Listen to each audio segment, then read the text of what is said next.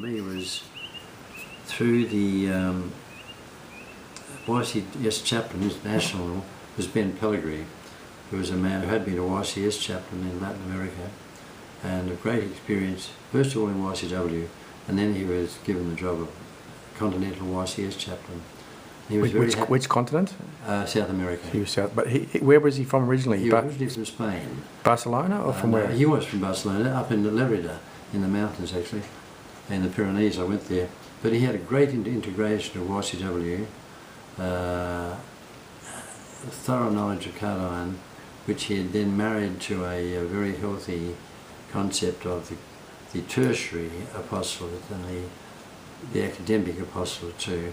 Which countries in Latin America did he work in? He worked all over Latin America. I think he first of all went there possibly for, I'm not sure, I really can't say, Spanish speaking, so presumably it might be in Brazil.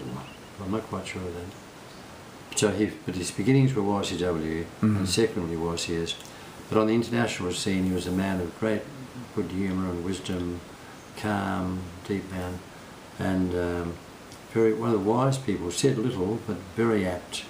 And I remember Kevin MacDonald, the first international secretary, coming back from his time as international secretary, and clarity of example about church, although he'd been in a very radical era as a young full-timer in Australia.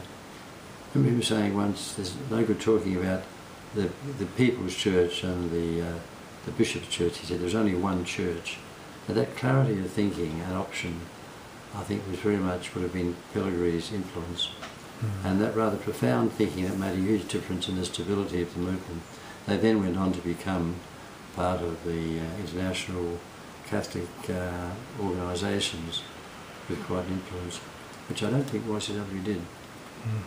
Is Pelegri still alive, do you know? No, Pelegri died. I saw him a couple of times in his hometown, but he died a few years ago. Okay. And now they begin